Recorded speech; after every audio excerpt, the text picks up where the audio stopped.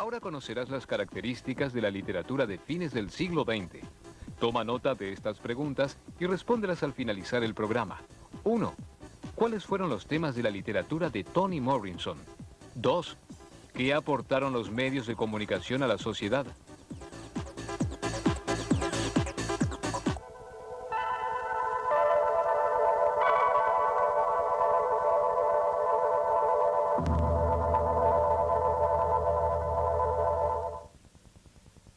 La historia a través de la literatura.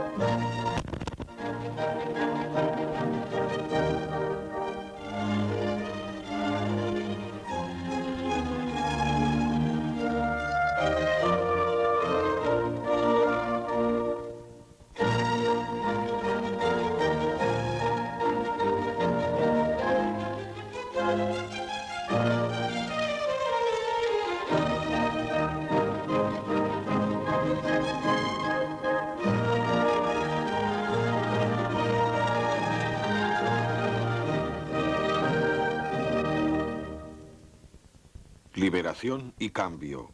Fin del siglo XX. En 1993 el Premio Nobel de Literatura fue otorgado a una escritora quien, según el comité, ahonda en el idioma mismo. Un idioma que quiere liberar de las cadenas de la raza. Ella nos habla con el esplendor de la poesía. Esa notable novelista era Toni Morrison. Desde su primera novela, Ojos Azules, escrita en 1970, Morrison confrontó temas de raza, clase y género, temas que ella cree dan forma a las vidas de los afroamericanos. Ojos Azules relata la historia de una pobre chica negra ultrajada, quien anhela tener ojos azules. La ira se despierta y se revuelve en ella. Abre su boca y como un cachorrito de boca caliente quita lamiendo los rastros de su vergüenza. La ira es mejor. Hay en ella un sentido del ser, una realidad y presencia, una conciencia de valer. En 1987, Morrison escribió Velvet, una novela ganadora del premio Pulitzer ambientada en la Norteamérica del siglo XIX. Combinando los elementos de una historia de fantasmas, un misterio y una obra de ficción histórica, el personaje principal mata a su propia hija antes que permitir que se vuelva esclava. Para Morrison, su reconocimiento no solo como afroamericana, sino como mujer, fue una victoria doble. La literatura de Toni Morrison refleja de muchas maneras los cambios que han tenido lugar en la segunda mitad del siglo XX. Un periodo en el que muchas personas previamente silenciadas, las mujeres, los negros, los pobres, los colonizados, encontraron sus voces. Esto es lo que ha sucedido en la literatura en América. En muchas universidades y facultades, más voces previamente marginadas de mujeres y gente de color están haciéndose oír más ahora que nunca antes. Pero muchas voces tradicionales de blancos no se dejan oír. Tal vez estemos viviendo un periodo en que todo está por cambiar nuevamente, en el que retendremos alguna de esas importantes voces marginadas, como por ejemplo Toni Morrison o alguno de los grandes escritores gays o lesbianas del periodo, pero nuevamente incorporaremos las voces clásicas. La segunda mitad del siglo XX fue también un periodo de esperanzadas luchas por la libertad nacional e individual, socavadas por amenazas de guerra nuclear y desastre ecológico. Un periodo en el que increíbles adelantos en tecnología revolucionaron nuestra visión de nosotros mismos y del universo. Todos estos hilos están entretejidos en la literatura de nuestro tiempo. Nuestro mundo actual encuentra sus raíces en el periodo que siguió inmediatamente la Segunda Guerra Mundial, la guerra más destructiva de la historia humana. Aunque Estados Unidos y sus aliados resultaron victoriosos en 1945, el fin de la guerra acarreó nuevos y aterradores problemas. El pasmoso poder destructivo de la bomba atómica convenció a muchos de que el futuro del mundo estaba en duda. Y cuando las tropas aliadas liberaron los campos de la muerte de los nazis, el mundo se enteró de la malignidad de la conducta humana. Paul Celan, un poeta rumano judío, se lamentó por los millones de judíos asesinados en el Holocausto de esta manera. Negra leche del alba, bebemos al atardecer. La bebemos a mediodía, a la mañana, la bebemos a la noche, bebemos y la bebemos. Cavamos una tumba en las brisas, allí se yace liberado. Lograr justicia para los judíos europeos fue uno de los problemas más graves que enfrentaron las Naciones Unidas cuando se establecieron después de la guerra. En 1947, los miembros de la ONU votaron para que se creara en Palestina un nuevo Estado judío independiente. Un año después nació el Estado judío de Israel. Situado entre 4 naciones árabes, Líbano, Siria, Jordania y Egipto, la guerra y la violencia hicieron erupción inmediata y todavía hoy continúa, ya que tanto los israelíes como los árabes reclaman la tierra de Palestina como propia por derecho ancestral.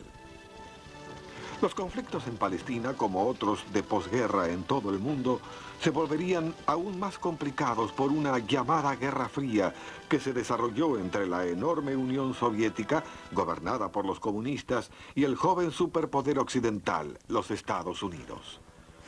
Después de la guerra, Occidente temía que los comunistas, guiados por la Unión Soviética, estuvieran planeando apoderarse de toda Europa. Habiendo tomado ya control sobre la mayoría de las naciones de Europa Oriental, los soviéticos construyeron una larga frontera fuertemente controlada para mantener alejado al enemigo capitalista de Occidente. Winston Churchill, que había guiado a Inglaterra durante la guerra, llamó a esta frontera la Cortina de Hierro. Estados Unidos contrarrestó este frente armado por los soviéticos estableciendo el Plan Marshall, que llevó ayuda económica a Europa Occidental. Ellos también ayudaron a establecer la OTAN, la Organización del Tratado del Atlántico Norte, que prometió defender a Europa Occidental contra la amenaza soviética. La Guerra Fría, peleada con lealtad inducida por dinero en vez de armas, afectaría casi todos los acontecimientos en Europa y el mundo en las décadas venideras. Los países del bloque soviético en la Europa Oriental eran gobernados por dictadores comunistas. En Occidente, escritores como George Orwell atacaron a este gobierno totalitario estilo soviético. En su novela 1984, Orwell describe un futuro en el que todos los ciudadanos estarían controlados por un gobierno tiránico y fríamente eficiente. En su libro, él introdujo una nueva frase ominosa que los lectores no olvidarían: el hermano mayor te vigila. En Asia también el comunismo estaba en alza después de la Segunda Guerra Mundial. En China los conflictos armados y la guerra civil entre comunistas y partidarios nacionalistas prodemocráticos eran productos de la Guerra Fría. Los comunistas derrotaron a los nacionalistas y en 1949 comenzaron su largo gobierno en China. Corea y Vietnam pronto se volvieron el foco de graves enfrentamientos entre comunistas en Asia y Occidente, brindando un campo de juego donde los superpoderes a cada lado de la cortina de hierro exhibirían su influencia. A comienzos de la década del 50, Estados Unidos y otras naciones de la ONU enviaron tropas para ayudar a resolver el conflicto en Corea. Muchas personas asiáticas, americanas y europeas irían a morir en esa guerra. Cuando terminó, Corea estaba dividida entre el norte comunista y el democrático sur. En tanto, las revoluciones nacionalistas hicieron erupción en las colonias europeas en todo el mundo. Para la India y otras colonias, Gran Bretaña, Francia y los poderes occidentales no eran precisamente los campeones de la democracia que la propaganda de guerra había dicho que eran. Un reportero preguntó a Mahatma Gandhi, el líder de la lucha por la libertad en la India, qué pensaba de la civilización occidental. Sí, contestó Gandhi, esa sería una buena idea.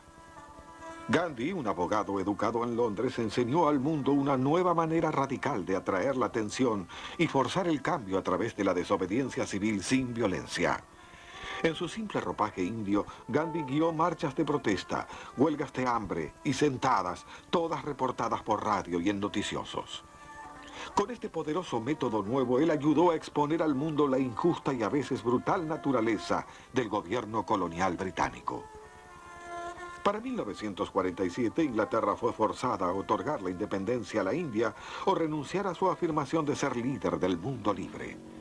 La propaganda de la Guerra Fría era usada con frecuencia para ocultar o disculpar actos de violencia patrocinados por el Estado. En 1962, el gobierno blanco de Sudáfrica arrestó a Nelson Mandela y a cientos de otros líderes negros. Aunque los encarcelados líderes pertenecían a muchos partidos diferentes, todos fueron calificados como comunistas. Esto eliminaba cualquier protesta proveniente del mundo libre. En América Latina, el comunismo ejercía una atracción más fuerte para los pueblos oprimidos, cuyos países se habían convertido en colonias económicas, sino políticas de Estados Unidos. En su poema La United Fruit Company, el poeta chileno Pablo Neruda escribió sarcásticamente sobre Estados Unidos. Cuando sonó la trompeta, estuvo todo preparado en la tierra. Jehová repartió el mundo a Coca-Cola, Anaconda, Ford Motors y otras entidades. La Fruit Company Incorporated se reservó lo más jugoso, la costa central de mi tierra, la dulce cintura de América. A fines de los años 90, solo un gobierno comunista quedaría en toda América Latina, la Cuba de Fidel Castro. A su toma del poder en 1959, cientos de miles de cubanos huirían a los Estados Unidos. Allí ellos hallaron la nación más rica y probablemente la más optimista de la tierra. La ley norteamericana otorgaba beneficios de vivienda y educación a los veteranos de guerra, quienes asistían a la universidad en gran número y creaban nuevas familias en su boom de nacimientos de posguerra. En la increíble conformidad de los años 50, la ideología dominante era hombres vestidos con trajes grises que trabajaban de 9 a.m. a 5 p.m. y mujeres que permanecían en el hogar horneando galletas y criando hijos. Y luego se verá esa completa vuelta de campana en la década del 60. El movimiento feminista, el movimiento por los derechos civiles, los manifestantes dejándose el cabello largo usando ropas con nudos, el traje gris cayó en el olvido. La rebelión se convirtió en un tema literario popular cuando muchos escritores censuraron a la década del 50 como de negligente conformidad. La novela de J.D. Salinger, El guardián entre el centeno, presentó a un joven héroe rebelde, Holden Caulfield, quien se escapa de su pensionado. El libro creó un escándalo cuando apareció en 1952 y fue prohibido en la mayoría de las escuelas. La novela de Jack Kerouac, En el camino, alimentaría el espíritu de rebelión. Pero entonces ellos descendieron el camino bailando como muñecos y yo los seguí pesadamente, detrás de la gente que me interesaba. Aquellos que nunca postezan o dicen cosas vulgares, sino que arden, arden, arden como fabulosas candelas romanas amarillas, explotando como arañas a través de las estrellas. Eso, a propósito, es otro gran tema americano, la novela del viaje por tierra. Desde los días de En el camino de Jack Kerouac, siempre ha habido en América esta urgencia por ir hacia el oeste. Y así es que en muchos libros acerca de viajes en auto, muy a menudo hacia el oeste, la gente va a California y de regreso. Se trata de la novela picaresca americana, Don Quijote en un Corvette. Dramaturgos como Arthur Miller, Edward Albee y Tennessee Williams examinaron los valores decadentes y el aparente vacío de la vida moderna. Allen Ginsberg, miembro de la llamada generación beat de escritores, en su poema de 1956, Aullido, se expresó furiosamente contra la adoración americana por Moloch, el antiguo dios del dinero. Músicos extravagantes con cabeza de ángeles ardiendo por la antigua conexión celestial con la estrellada dínamo en la maquinaria de la noche, quienes hacían marcas de cigarrillos en sus brazos en protesta contra el ofuscamiento del capitalismo, igual al narcótico del tabaco. Muchos escritores e intelectuales culpaban al nuevo medio, la televisión, por la blanda conformidad de los norteamericanos. La TV era llamada vasto páramo y la caja boba. Pero la televisión también daría vigor a la sociedad norteamericana. En 1957 los soviéticos lanzaron el primer vuelo espacial tripulado. Con sobresaltos, los norteamericanos comprendieron que los soviéticos eran una enorme amenaza tecnológica. Comenzó entonces una furiosa carrera de armamento y una carrera espacial. Cuando Estados Unidos puso un hombre en la Luna en 1969, fue una victoria ideológica y científica. Desde los televisores, un nuevo joven presidente los desafió. No pregunten qué puede hacer su país por ustedes, sino qué pueden ustedes hacer por su país. Gracias a la televisión, los norteamericanos blancos no pudieron rehusarse ya a ver lo injusto de las escuelas segregadas o la desesperación de la discriminación racial. Un nuevo líder afro-norteamericano, el reverendo Martin Luther King, adaptó las tácticas no violentas de Gandhi a la era televisiva. En agosto de 1963, el Dr. King organizó una marcha en la que miles de personas de todas las razas viajaron a la capital de la nación para exigir pacíficamente derechos civiles para los negros. En la marcha, el Dr. King pronunció su famoso desafío a la nación. Tengo un sueño, que un día podremos apurar ese día cuando todos los hijos de Dios, hombres negros y hombres blancos, judíos y gentiles, protestantes y católicos, puedan tomarse de las manos y cantar con las palabras del antiguo negro espiritual. Libres al fin, libres al fin. Gracias a Dios Todopoderoso somos libres al fin. 2 semanas después del histórico discurso del Dr. King, una bomba explotó en una iglesia de Birmingham, matando a 4 niños negros e hiriendo a otros 19. Solo un mes más tarde, el presidente Kennedy fue asesinado en Dallas y Estados Unidos entró en un periodo de 5 años de revueltas domésticas sin precedentes. El Dr. King ganaría el Premio Nobel de la Paz en 1964 e inspiraría nuevas leyes por los derechos humanos, convenciendo a muchos blancos de que el racismo era un error. Pero la reacción violenta de otros blancos convenció a muchos negros de que la resistencia no violenta no estaba funcionando con rapidez. Los guetos de negros de Los Ángeles y otras ciudades estallaban en disturbios racistas y jóvenes intelectuales negros comenzaron a repudiar al Dr. King, demandando revolución armada y poder negro. En tanto, el Dr. King expandió su misión, se unió al creciente coro de protestas contra el envío de tropas de Estados Unidos a combatir en Vietnam. Pero el 4 de abril de 1968, el Dr. Martin Luther King fue asesinado. La rabia contenida de las ciudades del interior de Norteamérica estalló en las calles. Hubo disturbios, hubo ira, hubo un derrame de aflicción pública. Protestas y marchas. La ira contra la sociedad norteamericana y el gobierno de Estados Unidos alcanzó su punto máximo a fines de la década del 60, cuando grupos previamente silenciosos, incluyendo a hispanos y norteamericanos nativos, exigieron ser oídos. Desde el movimiento por los derechos civiles de la década del 60, muchas voces que no se oían en literatura se oyeron por primera vez. Y estas son con mucha frecuencia voces de mujeres, voces afroamericanas, voces de gays y lesbianas. Cualquiera de los grupos marginados por una sociedad más tradicional o por esa ideología dominante, que era blanca, masculina, con valores tradicionales patriarcales, ahora se oyen las otras voces. Otra voz que exigió la atención del público en los años 60 fue la de los ambientalistas. En 1962, la ambientalista norteamericana Rachel Carson advertía: Un arma tan cruda como el garrote del hombre de las cavernas, la barrera química, ha sido arrojada contra la tela de la vida.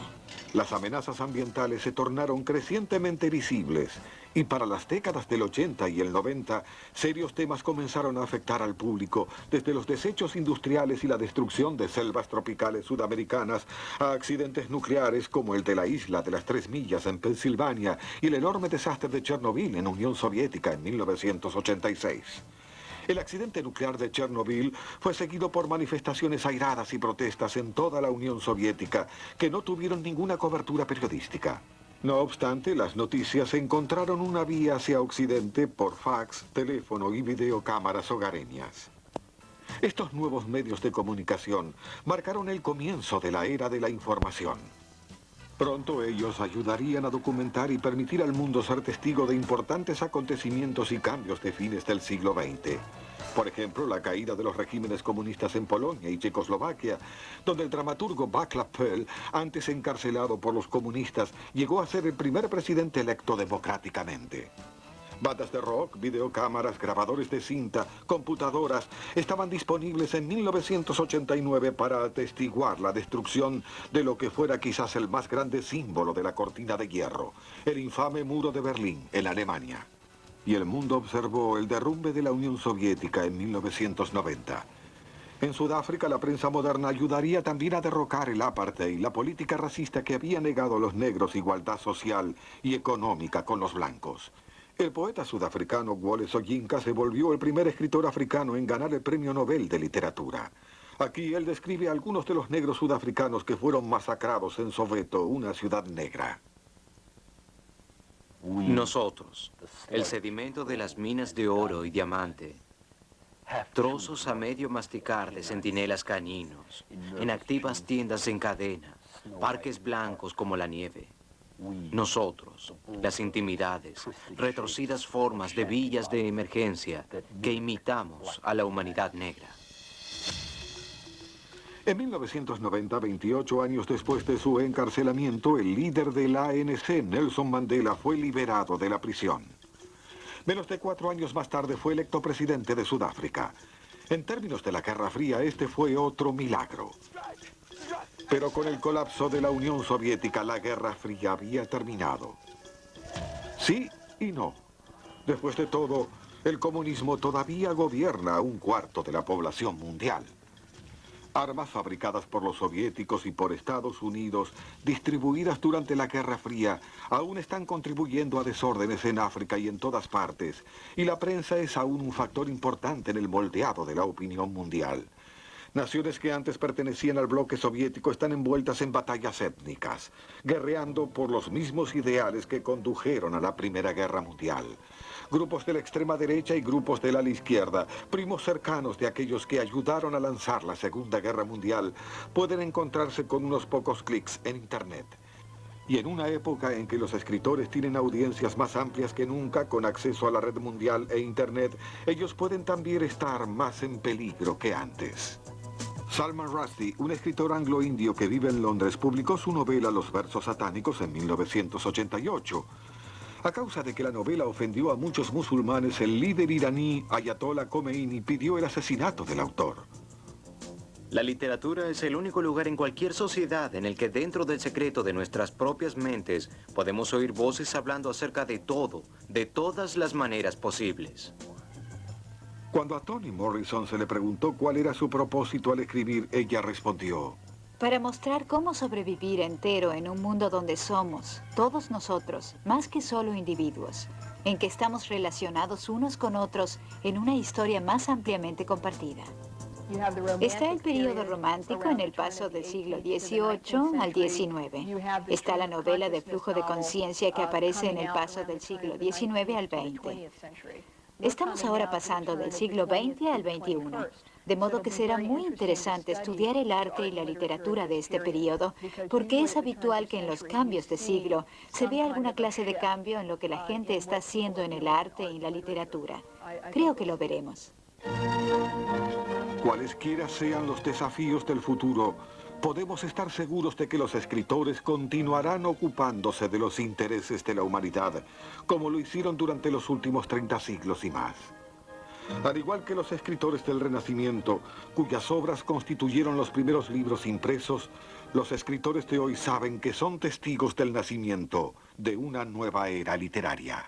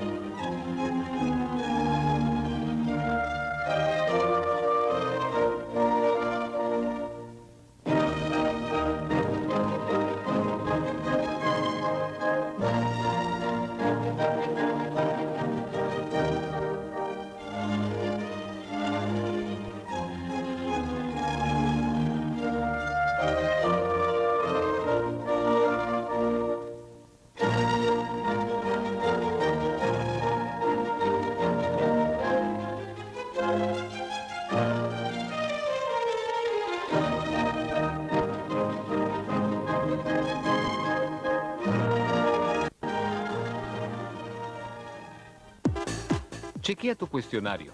1. ¿Cuáles fueron los temas de la literatura de Toni Morrison? 2. ¿Qué aportaron los medios de comunicación a la sociedad? Respuestas. 1. Toni Morrison, Premio Nobel de Literatura en 1993, abordó los temas que daban forma a la vida de los afroamericanos: raza, clase y género. 2. Los medios de comunicación ayudaron a documentar y a difundir al mundo los grandes acontecimientos y cambios del siglo XX. Te esperamos en el próximo episodio de La Historia a través de la literatura, aquí en Educable. Educable, una nueva forma de aprender.